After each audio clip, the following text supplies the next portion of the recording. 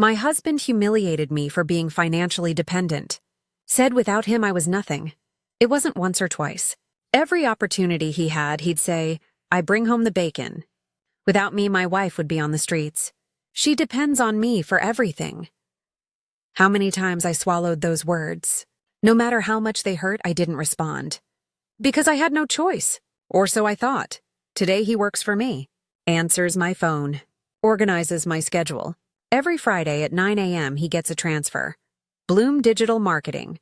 Administrative assistant payment, $2,000 weekly. He doesn't complain. He looked for work 3 months. Only got $72K annual offers. Half what he earned before. So he swallowed his pride. Dry. Accepted working for the woman he humiliated. For $104K annually. More than any company offered.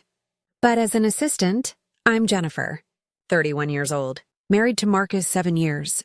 2 kids, Emma 5 and Noah 3. My company bills $820K yearly. Marcus organizes my meetings, prepares reports, calls my partners ma'am. The irony isn't accidental. It's planned. Down to the smallest details, let me tell you how I got here. This humiliation wasn't once or twice. It was systematic. For years. And I swallowed every word, every comment, every pitying look from people who heard him diminish me, until I decided I'd never swallow anything again. Marcus was always like this. Since I quit my marketing coordinator job 6 years ago for newborn Emma. At first, small comments. Jokes. At least that's what he called them. Who brought home the bacon today? Me? Again? He'd say this to his friends Scott, Brian, Dylan. They'd laugh. I'd laugh along. Pretend it didn't hurt. But it hurt like a rusty knife. At his mother Laura's birthday a year ago, his brother Kevin asked how things were. Marcus answered before me. Great. I work 60 hours. Jen watches series. Hard life, but someone has to live it. Laughter around. I smiled. Gripped my fork till my hand went white. Last Christmas, my mom asked if I'd go back to work. Marcus cut in. She might. But 6 years out, who'd hire her? Without me, she'd have no options. My dad changed subjects fast. I stared at my plate, couldn't eat anymore. But worst were home comments. Alone. Just me. Always me. You're lucky I support you. Without me, you'd be on the streets. You don't pay for anything and spend too much. Try to save. It's my money going down the drain. I make $145K yearly. You? 0. Remember that. Every time I asked for something, new clothes, better haircut, he'd make that face. Like doing an enormous favor, then hand over his credit card like giving kingdom keys. Don't spend too much. Money doesn't come easy. Not for you. I started feeling invisible. Like my work raising 2 kids, cleaning, cooking 3 meals daily, organizing his entire life, was worth absolutely nothing. 0. Less than 0. But the last straw was his company dinner. March 27, 2024. I'll remember that date forever. Expensive Italian restaurant in Portland. Marble tables, expensive candles. I sat beside Marcus in that black dress he'd approved when a colleague's wife asked what I did. I'm a full-time mom, I answered. Still comfortable. Still proud. I take care of our 2 kids at home, she smiled. That polite, empty smile. How lovely. Plan to go back to work? Before I could answer, Marcus let out that loud laugh, performative. That laugh I came to hate with every cell. Maybe, when she goes back to work, she'll finally contribute financially instead of just spending my money every month. Silence at the table. 6 couples. 12 pairs of ears heard. 12 pairs of eyes on me. My face heated up. My breathing stopped. I tried laughing along. Marcus, it's not, he cut me off. Looked at colleagues and continued. Like I wasn't sitting 10 centimeters away. She hasn't earned a cent in 6 years. I work 60 hours while she's home watching Netflix, spending my salary. Someone at this table has to actually work for money, right? My voice came out shaking, weak. You asked me to stay home with the kids when Emma was born. We decided together. And you were more than happy to quit your little marketing job and live off me. He picked up his wine glass, calm. Look, I'm not complaining about supporting my family, but let's be honest. You're completely dependent on me. Without me, you'd have nothing. No income, no career, no options. Just a fact. Brian, his colleague, tried changing subjects, visibly uncomfortable. But damage was done. 6 pairs of eyes looking at me with pity, embarrassment, maybe contempt. I went to the bathroom. Stayed 15 minutes. Hands shaking. Mascara smeared. My reflection looked small, invisible, broken. When I came back, I passed the hallway to the dining room and heard Marcus's voice. He was laughing with colleagues, comfortable, relaxed. She's sensitive about this, but someone needs to tell the truth, right? She lives off my money. Always has. Never going to change. She doesn't have what it takes. That moment something broke, or fixed itself.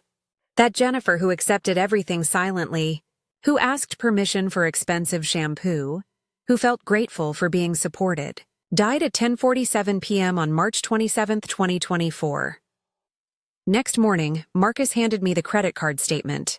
Try controlling your spending this month. Just groceries were $680. Too much, Jen. You need awareness. I looked at that paper. Those numbers. For the first time in 6 years, I didn't feel shame. I felt rage. Pure rage. I waited for the kids to sleep. Opened my laptop. Typed 4 words. How make money online. If you've ever felt invisible, devalued, treated like dead weight by the person who should love you, you'll understand what comes next. Comment if you've wanted to prove someone who underestimated you completely wrong. Subscribe, because this story gets more interesting. You'll be surprised how Marcus went from a proud, arrogant man to a dependent man. That night, I didn't sleep. Fell down a rabbit hole of courses, blogs, success stories, scams. Everything blurred. Marcus snored beside me. Had no idea 12 inches away his wife was planning her escape. By 5 a.m., I had a plan.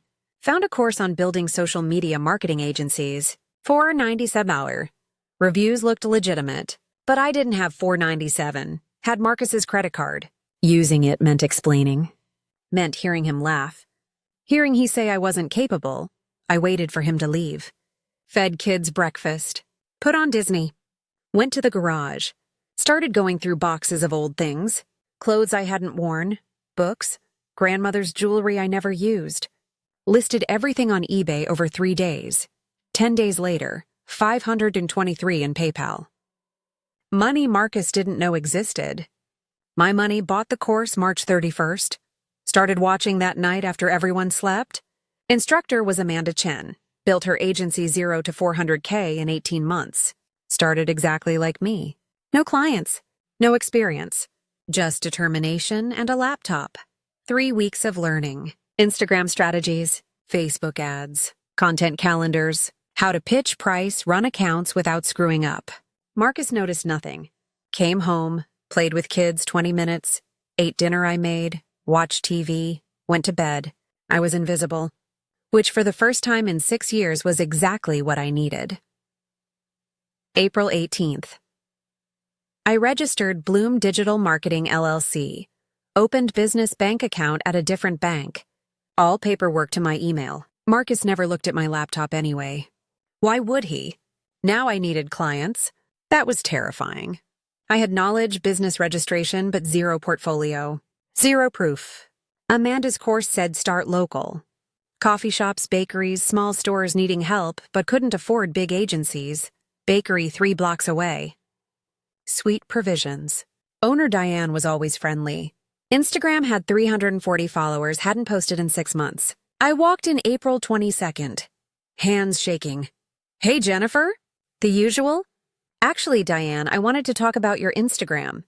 What if someone posted daily, engaged followers, ran targeted ads to bring customers? Would $600 monthly be worth it? She stopped wiping the counter. You do that? I do. Just started my agency. I can show exactly what I'd post. How I'd grow following, turn followers into customers. Show me. Pulled up my laptop right there.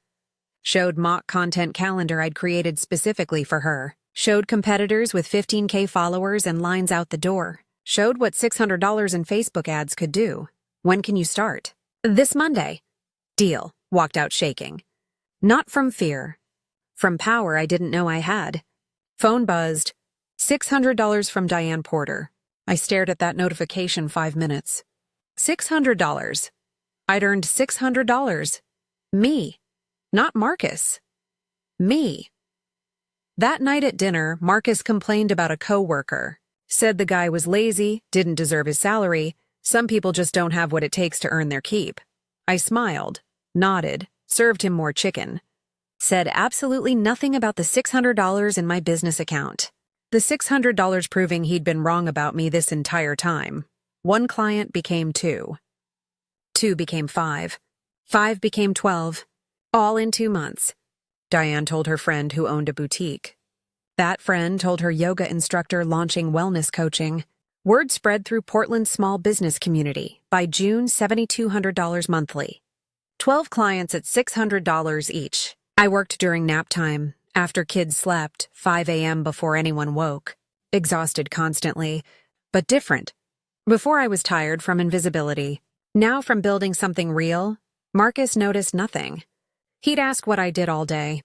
I'd say the usual while scheduling posts with wet hands. He'd nod, say it must be nice having free time. I'd smile, go back to running a business he couldn't imagine I was capable of building. Money piled up. I didn't touch it. Kept using his card for everything like before. He couldn't suspect anything. July 15th, Patricia messaged on Instagram. Owned 3 juice bars. Needed someone managing social media for all locations. But needed someone who could hire a team, handle $3,000 monthly ad spend. I'd never managed a team. Never handled that budget. Told her I could anyway. $2,400 monthly. Start August 1st. That night, hired first contractor. Maya, graphic designer from Philippines. 15 hourly. Just like that, I had a team. Marcus came home complaining about his assistant. How she couldn't do anything right. I nodded sympathetically, plating his dinner, thinking about Maya, who learned my system in 3 days. But I didn't say that. Just smiled. August. 15 clients, $10,200 monthly. Kids in summer camp 3 days weekly. Marcus thought I was relaxing. I was working 40 hours building an empire. September 8th, my phone rang. Rebecca Stone from Portland Business Monthly, featuring fastest-growing women-owned businesses. My name came up. Bloom Digital. Launched April, already 15 clients. Did I want an interview? October issue, my heart stopped. If I did this, Marcus would find out. His colleagues would see it. But if I didn't, I'd miss massive exposure. The kind taking me from 15 to 50 clients. Thought about March 27th. That dinner. How he laughed. How everyone looked at me with pity. How he said I didn't have what it takes. I called Rebecca back 30 minutes later. I'll do the interview. What I didn't know yet. That article would destroy everything Marcus thought he knew about himself. Rebecca came September 12th, 10 a.m. Marcus at work, kids at school. We sat in my living room where I'd worked in secret for months. She wanted everything. Why I started, how I grew, revenue, where I was heading. Told her most. Left out Marcus not knowing. Too vulnerable. Article publishing October 3rd. 3 weeks to prepare. I scaled harder. Hired Sophia. Raised prices to $800 for new clients. Landed 3 more. By October 1st, 18 clients. $14,400 monthly. $172,800 annually. More than Marcus made. Business account. $87,000. Untouched October 3rd came. Magazine hit stands, went live 6 a.m. Phone went crazy. Instagram flooding. LinkedIn messages. Emails from old colleagues. People I hadn't talked to in 6 years suddenly interested. Then Marcus's mom, Laura, called. She'd seen the article. Asked if Marcus knew. I said not yet. Long pause. Good for you, honey. Seriously. She hung up. 11 a.m. Marcus called. Voice tight, angry. Brian sent him the article. He wanted explanation. Was coming home. We needed to talk. I sat calm. Completely calm. Prepared for months. Knew exactly what I'd say. Marcus walked in at noon, face red, holding phone with article like evidence. Wanted to know why I'd been running a business 6 months without telling him. Making more than him, I asked what he wanted me to explain. He talked about marriage, team, honesty. Words he'd forgotten at that dinner party. I walked to kitchen, poured coffee, made him wait. Asked if he remembered March 27th. Face went blank. That dinner, where he told everyone I was dependent. That without him I'd have nothing. He tried saying it was joking. Same excuse always. But it wasn't one night. Years of comments. Years making me feel invisible. Every day reminding me I don't contribute. I'm worthless. I'm lucky he supports me. Told him I'd been paying groceries, kids' expenses, everything for 4 months from my account. He never noticed because he never looked at me. He sat down. Looking smaller. I'd built something bigger than he imagined in 6 months. While raising 2 kids, while keeping house running, while being invisible to him. Did exactly what he said I couldn't. My business was growing. Hiring people. Renting office next month? This wasn't going away. He needed to decide if he could handle being married to someone who didn't need him financially. Finished my coffee. Left him sitting surrounded by wreckage of every assumption about me. Next weeks were tense. Marcus tried being supportive. Asked about business, clients, plans, but I saw it eating at him. That I'd built something bigger than expected. That his wife who couldn't contribute was out-earning him. That every assumption he'd made had shattered completely. Then November happened. His boss called him at 2 p.m. on a Wednesday. I was in my home office when I heard Marcus answer downstairs. Voice normal. Then confused, defensive, then silent. He came upstairs 20 minutes later, face pale, hands shaking. Stood in my doorway while I was on client call. I held up one finger, give me a minute. He waited like a kid sent to principal's office. I wrapped up. What's wrong? I got let go, 4 words. Not fired, never fired. Corporates speak for we don't want you anymore. The article had made him look bad. Made his boss question why Marcus's wife was succeeding while Marcus struggled. Made him replaceable instead of valuable. 2-month severance. Health insurance through January. Polite recommendation letter. Standard corporate divorce. He stood there waiting for comfort. For me to tell him it'd be okay. To play supportive wife. The role he'd never played for me. I'm sorry that happened, I said. Meant it.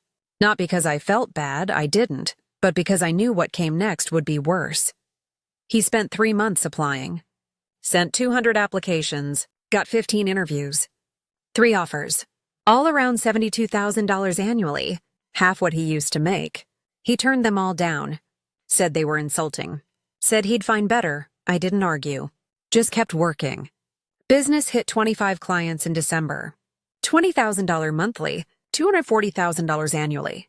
I hired 2 more contractors. Started looking at office space. Marcus's severance ran out January. Unemployment kicked in, $450 weekly, though $800 monthly. Barely covered car payment and phone. I was covering everything else from my account.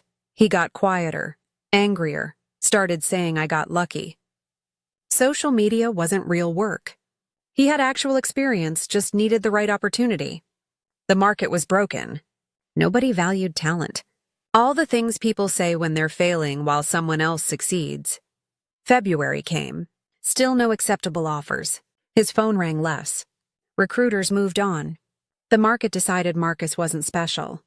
Wasn't worth fighting for. Wasn't worth the salary he thought he deserved. I watched it all from my office while closing deals and onboarding clients. Watched him spiral. Watched him realize the world didn't care about his pride. Watched him understand being talented doesn't matter if you can't prove it. And I waited. Because eventually he'd have to ask. Eventually pride would break under reality's weight. Eventually he'd need me more than he needed to be right. That moment came late February. Tuesday afternoon. Marcus knocked on my office door. Looked like he wanted to disappear into walls. Can we talk? I closed my laptop. Sure, he sat across from my desk.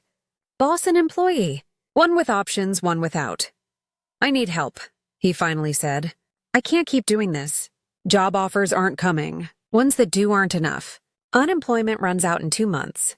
I don't know what to do. I looked at him. Really looked. Same man who told me I'd never amount to anything. Same man who made me feel worthless. Same man who humiliated me and never apologized. Now he needed me. Needed my money. Needed my success. Needed everything he said I'd never have. What are you asking for? Your business is growing. You need admin help. Scheduling, emails, reporting. I could do that. I'm good at organization. I could work for you. There it was. Marcus asking to work for me. Asking to become my employee. Asking to trade pride for paycheck from the wife he'd spent years telling wasn't capable. Okay, I said. You can work for me. Leave a like if you believe karma's real, because what happened next proved the universe has humor. Dark humor. But humor, nonetheless. Relief flooded Marcus's face. Like I'd thrown a lifeline when he was drowning. Maybe I had, but lifelines come with terms. Thank you. I'll work hard. I'll do whatever you need, whatever I need. Those words hung there. Because what I needed was for him to understand exactly what position he was in. How much had changed. How thoroughly power had flipped. Administrative assistant. You'll handle client scheduling, email management, basic reporting, standard admin. Nothing strategic. Nothing client-facing unless I specifically ask. He nodded. Still looked relieved. Hadn't asked about salary yet. You'll work from home. Report directly to me. I'm your boss. Not your wife in this context. Your boss, clear? Yeah, voice quiet. Smaller than I'd ever heard. Salary's $2,000 weekly. That's $104,000 annually. More than any offer you've gotten. Health insurance. 2 weeks vacation. Standard benefits. Watched his face process. $104,000 was more than $72,000 offers, but also $41,000 less than before. Less than he thought he was worth. But more than he could get elsewhere. The math of humiliation. That works? Start Monday. I'll have paperwork tomorrow. 2. Direct deposit confidentiality agreement. This is a real job. Not me doing you a favor. You work for Bloom Digital now. You work for me. He nodded. Stood. Looked like he wanted to hug me. I stayed behind desk. Kept distance. This wasn't affection. This was business. Marcus started Monday. I set him up in the spare bedroom downstairs. Used to be his office before he lost his job. Now his workspace as my assistant. Irony wasn't lost on either of us. First task, organize client calendar. 17 active clients, different schedules, needs, preferences. Handed him a mess, told him make sense by end of day. He did, perfectly, without complaint. Turned out Marcus was actually good at admin. Better than expected. Organization, attention to detail. Things that made him decent but not exceptional at his old job. Here, doing admin for me, exactly what I needed. But that wasn't the point. Point wasn't whether he was good. Point was he was doing it at all. That every morning he woke up working for his wife.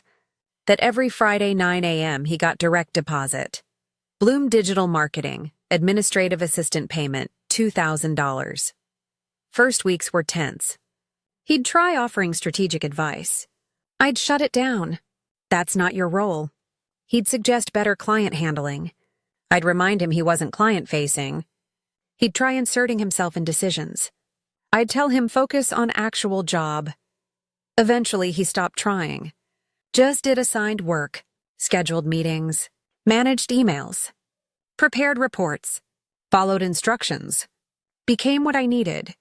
Competent, reliable, invisible labor keeping business running while I focused on growth. March became April. Business hit 30 clients. $24,000 monthly. Rented office space downtown. Small but professional. Room for growing team. Maya, Sophia, 2 new contractors, Marcus. Except Marcus didn't come to office. Worked from home. Remote admin. Only team member not invited to in-person meetings. Not cruel. Practical. Having your husband employee in office with other employees creates weird dynamics. Better to keep separate. Maintain boundary between wife and boss, home and business, person I used to be and person I'd become. His old colleagues started reaching out. Seeing business grow. Press coverage. networking events. They'd ask how I did it. I'd tell truth, hard work, smart strategy, market understanding. They'd ask where Marcus ended up. I'd say he's working in the business. Technically true. Avoiding real answer. Real answer was humiliating. For him. For me, it was justice. Poetic, thorough, perfectly balanced justice. Every Friday 9 a.m. his phone buzzed. Payment notification. $2,000 from his wife. Woman he'd told wasn't capable of earning money. Woman he'd humiliated for being dependent. Now paying his salary. Covering his insurance. Providing income for car payment, phone, everything. Irony so thick you could choke on it. Every Friday when that notification came, I knew he was choking. Knew he was thinking about that dinner. About what he said. How thoroughly wrong he'd been. How completely tables had turned. I never mentioned it. Never threw it in his face. Didn't need to. Situation spoke for itself. Loudly. Clearly. Devastatingly. 3 months into Marcus working for me, something shifted. He stopped being defensive. Stopped asserting authority he didn't have. Stopped pretending this was temporary. He settled into it. Accepted it. Maybe even made peace in whatever way someone makes peace with their own humiliation. We developed rhythm. Morning check-ins 9 a.m. He'd update completed tasks, pending items, what needed attention. I'd give assignments. He'd execute. Professional, efficient, no drama. Home was quieter. No more fights about money, contributions, who worked harder. Answer was obvious. I worked harder. Earned more. Built something. He supported it. That was the dynamic. Neither of us had to say it. Kids adjusted fast. Emma asked why Daddy was home all the time. Told her he was helping Mommy's business. She accepted immediately. Noah didn't even notice. He was 3. Long as someone made lunch, he didn't care about job titles. But Marcus noticed. Every day, every week, every Friday morning with that payment notification. Lived with reality of what happened, what he'd become, how thoroughly he'd been wrong. June came. Business hit 40 clients. Hired 2 full-time employees, actual employees with salaries, benefits, 401k. Bloom Digital was real now, growing faster than imagined. One new employee was Sarah, 26, sharp Portland State marketing degree. Account manager handling client relationships while I focused on strategy. Salary $68,000, more than Marcus made. Detail didn't escape either of us. Sarah's first day, June 15th, had her come to office. Gave tour, introduced remote team on Zoom, including Marcus. He was professional, friendly, welcomed her. Offered help. She thanked him, asked his role. Administrative assistant, he said, voice level. Like he'd rehearsed till it stopped hurting. She nodded, moved on. Didn't think twice. Why would she? Lots of companies have admins. She had no idea admin was married to CEO. No idea about history. No idea what those words meant, but Marcus knew. I knew. That was enough. July brought something unexpected. Marcus's old boss reached out on LinkedIn. Wanted coffee. Said he'd followed my success. Wanted to discuss partnership opportunities. We met downtown. He spent 20 minutes pitching why TechSource would fit Bloom's client roster. Co-marketing, referrals, synergies, corporate buzzwords meaning little. Then, I heard Marcus is working with you. How's that going? I smiled, sipped coffee. He's doing great. Really found his place.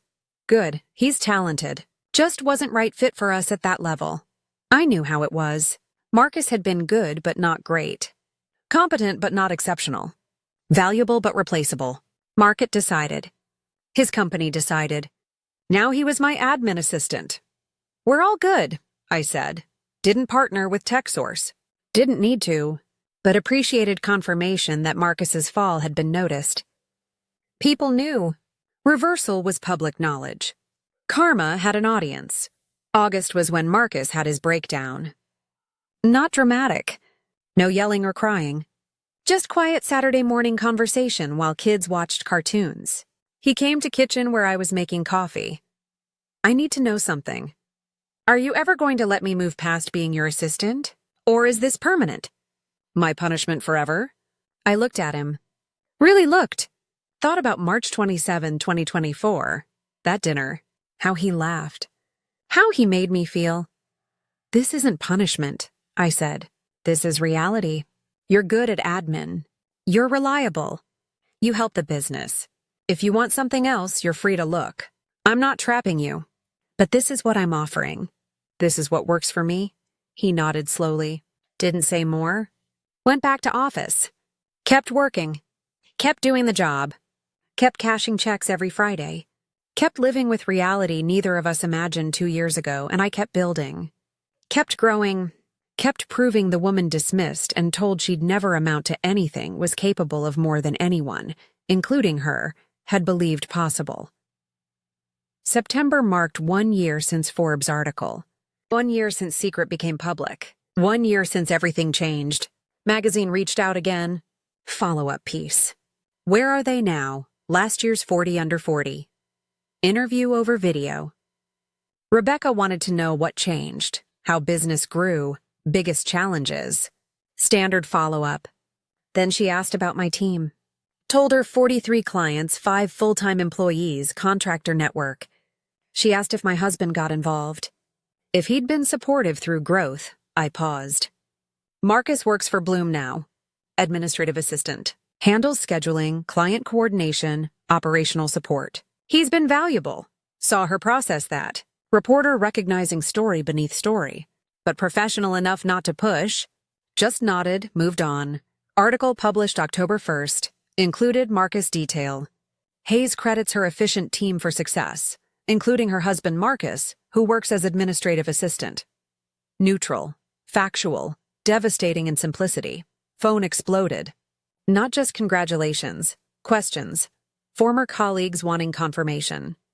Marcus's old friends asking if true. My mom calling. Megan texting disbelief mixed with absolute belief. Marcus's phone was quieter. Few family messages. Mostly silence. The silence when people don't know what to say, when they're witnessing humiliation, but pretending they're not. That evening, Marcus came to my office. Quiet all day. Processing. Everyone knows now, he said. Not angry, tired. Everyone knows I work for you. That I'm your assistant. That I went from $145,000 to answering your emails. I closed laptop. Yes. Do you feel good about how this turned out? Did I feel good? Thought about it. Really thought about what I'd built. What it cost. Whether revenge was worth it. I don't feel good. But I don't feel bad. I feel satisfied. Like something unbalanced is balanced. Like the universe corrected itself. He nodded. I was terrible to you. At that dinner, before for years. Made you feel worthless. I know that. Knew it then, but didn't care because it made me feel important. Closest he'd ever come to apologizing. To acknowledging what he'd done. Who he'd hurt. And now you're not important, I said. Not cruelly, honestly. You're just another employee. No special treatment. No pedestals. Just work and paychecks and reality. Yeah, that's exactly what I am. We sat in silence. 2 people married 9 years. 2 kids together. Life together. Watch that life completely invert because one person decided they were done being small. I'm not going to fire you, I said. You're good at your job. You're reliable. This works for me, but I'm not pretending this is normal or healthy or what either of us wanted. This is just what it is. Accept it or leave. Those are your options. He stood. I accept it, walked out. Went to bed. Woke Monday morning, went back to work like nothing happened. Because nothing had. Humiliation was old news. He'd lived with it months. One more article didn't change anything. Just made it more public. More official. More permanent. November brought holidays. Emma's 6th birthday. Noah's 4th. Thanksgiving at my mom's where everyone tiptoed around work questions. Christmas shopping, school plays, normal family life. Except nothing was normal. I was making over $400,000 annually. 46 clients. Business valuation approaching $2 million. Real estate investments. Retirement accounts like phone numbers. Success beyond anything imagined selling pearl earrings on eBay. Marcus was making $104,000. Same as when started. No raise, no promotion, no progression, just steady admin. Reliable, invisible. Exactly what I needed. Kids were happy. Good schools, friends, activities. They didn't understand power dynamics or career trajectories or who made more. They just knew Mom worked a lot. Dad helped. Sometimes they got to come to cool office downtown. And us? We existed. Lived together. Raised kids together. Worked together. But intimacy was gone. Partnership was gone. What replaced it was transactional. Honest in dysfunction. Sustainable in clarity, I'd won. Undeniable. Built something. Proven myself. Succeeded beyond expectations. And in process reduced my husband to exactly what he'd accused me of. Financially dependent, professionally diminished, grateful for whatever paycheck kept him afloat. Revenge was complete. Irony perfect. Karma balanced. But somewhere in winning, I'd lost something too. Lost who I used to be. Lost the marriage I thought I had. Lost possibility of going back? You can't unring that bell. Can't undo that transformation. Can't pretend power shift never happened, and I was fine with that. Not happy, not sad, just fine. Satisfied the way you're satisfied finishing something difficult. Proving a point. Winning a war, but losing whatever innocence made you think you'd never need to fight one. It's been 18 months since Marcus started working for me. 2.5 years since that dinner. 3 years since I typed "how make money" online at 2 a.m. and decided I was done being invisible. Business is still growing. 52 clients. Annual revenue approaching $650,000. 8 employees including Marcus. Office downtown with our logo on door. Press coverage. Speaking invitations. Partnership offers. Everything I worked for. Everything he said I'd never achieve. Marcus is still my admin assistant. Still works from home. Gets paid every Friday. Still does good work. Still lives with reality of what happened. What he became. How thoroughly tables turned. People ask sometimes if I regret it. Hiring him. Keeping him in that role. Making my husband my employee. Creating this dynamic everyone sees is weird even if they don't say it. Answer is no. No regret. Because this isn't about punishment. Never was. It's about balance. Consequences. Universe. Correcting itself when someone spends years making another person feel worthless, then discovers they're not actually as valuable as believed. Marcus learned something working for me. Learned talent without humility is useless. Credentials without character mean nothing. Being good at your job matters less than being good to people around you. Learned it hardest way possible. Losing everything. Accepting help from person he'd spent years diminishing. Was it cruel? Maybe justified? I think so. Worth it? That's the real question. Honestly? Don't know yet. Ask me in 5 or 10 years. When kids are grown. When this chapter is behind us. When we can look back with distance and perspective. Right now, I just know this. I'm 34. Built business from nothing. Proved every doubt wrong. Succeeded despite humiliation, obstacles. Person who should have supported me trying to hold me down instead. And yes, my husband works for me. Answers emails. Organizes calendar. Gets paid from my company. Lives with daily reminder he was wrong. About me, himself, what I was capable of achieving. That's not revenge. That's reality. Kind that happens when someone underestimates you and you decide to prove how thoroughly they were wrong. Do I love him still? Complicated. I love father of my children. Appreciate reliable employee he's become. Respect that he accepted terms instead of walking away. But do I love the man who humiliated me? Who made me feel worthless? Said I'd never amount to anything? No, that man I don't love. That man I destroyed. That man doesn't exist. What exists is different. Quieter, more honest. Relationship built on clear terms, clear power dynamics, zero illusions about who we are to each other. I'm boss. He's employee. I earn money. He helps me earn more. I make decisions. He executes. That's what we are. That's what works. That's what will keep working long as he accepts it and I need it. Is that healthy? Probably not. Sustainable? Who knows, fair? Depends on your definition. If fair means everyone gets what they deserve, then yes. Incredibly fair. Perfectly fair. Kind that makes you believe karma is real, patient, absolutely ruthless when it finally arrives. My mom called last week. Asked how things were, business, Marcus. Told her everything was fine. We were fine. Business growing. Marcus helpful. All technically true. Avoiding subtext she wanted to hear. She asked if we were happy. That's what people really want answered, right? Does success make you happy? Does revenge make you happy? Does proving everyone wrong make you happy? Told her I was satisfied. Seemed more honest. Satisfied with what I've built. Choices I made. Way things turned out, even if they turned out weird. Happiness is overrated. Satisfaction is more durable, more real, more sustainable when you've been through what I've been through. So here we are. Woman told she'd never amount to anything, now running successful business. Man who did the telling, now working as her assistant. Power dynamic completely inverted. Revenge complete. Karma balanced. Every Friday, 9 a.m., Marcus's phone buzzes. Payment notification. Bloom Digital Marketing. Administrative assistant payment. $2,000 from me. To him. Woman he underestimated. Woman who proved him wrong. Woman who became his boss. He doesn't complain. Doesn't argue. Just sees notification and keeps living with what he created when he humiliated me 2.5 years ago. Because that's the thing about consequences. They don't go away because you're tired of living with them.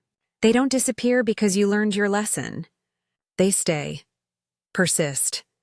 Remind you every single day that actions have outcomes, words have weight. Treating people like they're worthless might just make you worthless instead. You think this story has a happy ending. That Marcus apologized and we're better than ever. That revenge made me whole again. That's not what happened. I didn't set out to destroy my husband's career. Didn't plan to become his boss. Didn't strategize this reversal. I just wanted to prove I could earn money. Build something. Be more than what he said I was. But somewhere between that goal and this reality, universe decided to teach him a lesson. And I was happy to be the teacher, the boss, person signing his paychecks, determining his worth, showing him exactly what it feels like to be dependent on someone who once made you feel small. That's my story. What happened when my husband humiliated me for being financially dependent? I built a business, became successful, hired him as my assistant. Now he works for me for $104,000 yearly, paid weekly, direct deposit. Every Friday 9 a.m. irony isn't lost on anyone, especially not him, especially not me, especially not universe that watched and decided sometimes karma doesn't just balance scales. Sometimes it tips them, completely, brutally, perfectly. If you've ever been underestimated, dismissed, told you weren't capable, this story is for you. If you've ever wanted to prove someone wrong so thoroughly, they have to live with their mistake every single day. This story is for you too. Subscribe if you believe in consequences. Like if you believe in karma, share. If you think sometimes best revenge is living well and hiring the person who doubted you as your assistant. Because that's exactly what I did, and I'd do it again. Every single time, I didn't set out to destroy my husband's career. Didn't plan to become his boss. Didn't strategize this reversal. I just wanted to prove I could earn money. Build something. Be more than what he said I was. But somewhere between that goal and this reality, universe decided to teach him a lesson. And I was happy to be the teacher, the boss, person signing his paychecks, determining his worth, showing him exactly what it feels like to be dependent on someone who once made you feel small. That's my story. What happened when my husband humiliated me for being financially dependent? I built a business, became successful, hired him as my assistant. Now he works for me for $104,000 yearly, paid weekly, direct deposit. Every Friday 9 a.m. irony isn't lost on anyone, especially not him, especially not me, especially not universe that watched and decided sometimes karma doesn't just balance scales. Sometimes it tips them, completely, brutally, perfectly. Last month, we celebrated Emma's 7th birthday. Had party at our house. Invited her school friends, their parents. One mom asked what Marcus and I did for work. Heard that question dozens of times. Never gets easier. I run a digital marketing agency, I said. Bloom Digital Marketing. Oh, how wonderful. And you, Marcus? He smiled. That practiced smile. I work for Bloom, administrative support. She nodded. Moved on, didn't think twice. Why would she? Just another family where one spouse works for the other. Nothing unusual. Nothing remarkable, except it was remarkable. It was everything. It was complete inversion of what we used to be. What he thought we'd always be. That night after everyone left, after kids were in bed, Marcus found me in kitchen cleaning up. That question never gets easier, he said. No, I guess it doesn't. Do you think it ever will? Get easier? I thought about that. About whether time makes humiliation easier to bear. Whether eventually it just becomes fact instead of wound. I don't know, I said honestly. Maybe, maybe not. Does it matter? He looked at me. I guess not. And that was it. That was our marriage now. Moments of honesty wrapped in acceptance of what we'd become. Not happy, not bitter, just existing in this new reality neither of us had imagined but both of us had created. If you've ever been underestimated, dismissed, told you weren't capable, this story is for you. If you've ever wanted to prove someone wrong so thoroughly they have to live with their mistake every single day, this story is for you too.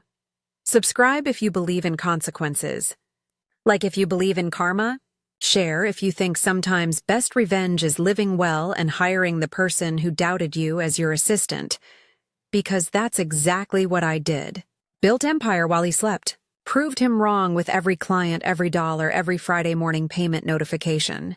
Turned his words against him until they became his reality. And I'd do it again. Every single time. Without hesitation. Without regret. With complete satisfaction knowing that woman he said would never amount to anything became the person who signs his paychecks. That's justice. That's karma. That's what happens when you underestimate someone and they decide to prove you wrong, not just once, but every single day for the rest of your life.